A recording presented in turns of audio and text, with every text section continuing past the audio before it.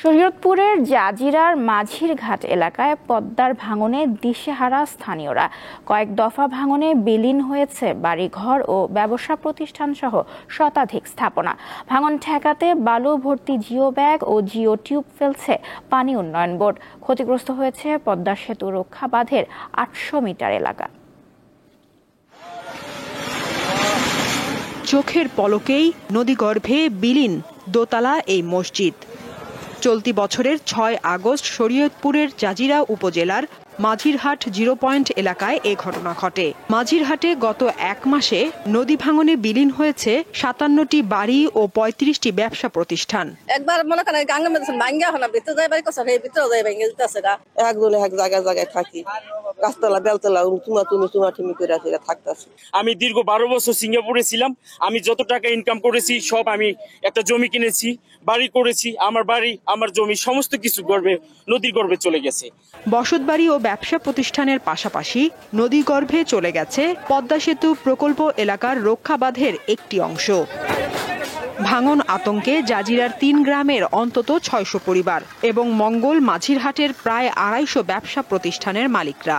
ভাঙন ঠেকানোর চেষ্টা করছে পানি উন্নয়ন বোর্ড। ৮-৯ ভাঙ্গাতে জায়গাইছি, এখন আমাকে মনে করেন যে নদীর পার বাড়ি আসলে এখন হেও ভেঙে গেছে, এখন আমাকে থাকার কোনো জায়গাই নেই। আমাদের আগামীতে কি হবে জানি না। আমরা উপরস্থ সরকার মহোদয়ের দৃষ্টি আকর্ষণ করছি যাতে আমাদের এই নদী শাসনের পদ্মা সেতুর ২ কিলো বেড়িবাঁধ হয়। অত্যাধিক পানি এবং স্রোত বৃদ্ধি পাওয়ার কারণে মূলত বর্ষা মৌসুমের শুরু থেকে ভাঙনটা জরুরিভাবে কাজটা করে ক্ষয়ক্ষতির পরিমাণটা যেন সবচেয়ে কমানো যায় সেটা, এবং যখন পানি কমে যাবে তখন আমাদের এই জায়গায় প্রস্তাব দেওয়া আছে, স্থায়ী প্রতিরক্ষা কাজের প্রস্তাবনা দেওয়া আছে।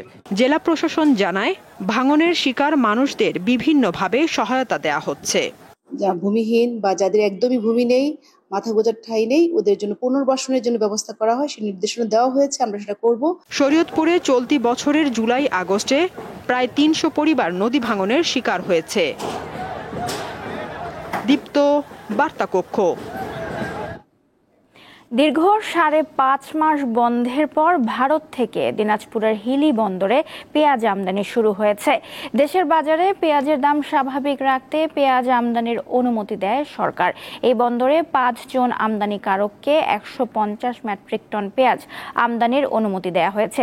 রবিবার সন্ধ্যায় নওগাঁর জগদীশচন্দ্র রায় এন্টারপ্রাইজ নামের এক আমদানিকারক প্রতিষ্ঠানের একটি ভারতীয় ট্রাকে ৩০ মেট্রিক টন পেঁয়াজ আমদানি করেন। প্রতিষ্ঠানটির প্রতিনিধি রাশেদ জানান, দেশের বাজারে পেঁয়াজের দাম অস্বাভাবিকভাবে বৃদ্ধি পাওয়ায় দীর্ঘ ৫.৫ মাস পর সরকার পেঁয়াজ আমদানির অনুমতি দিয়েছে। ৩০ মেট্রিক টন পেঁয়াজ হিলি বন্দর দিয়ে আনা হয়েছে। হিলি বন্দরের উদ্ভিদ সঙ্গনী রোধ কেন্দ্রের উপসহকারী ইউসুফ আলী জানান, গত ৩ মার্চ ২০২৫ সর্বশেষ হিলি বন্দরে পেঁয়াজ আমদানি হয়েছিল। প্রায় ৫.৫ মাস পর পেঁয়াজ আমদানি আবারও শুরু হয়েছে। এই বন্দরে ৫ জন আমদানিকারক ৩০ মেট্রিক টন করে মোট ১৫০ মেট্রিক টন পেঁয়াজ আমদানির অনুমতি পেয়েছে।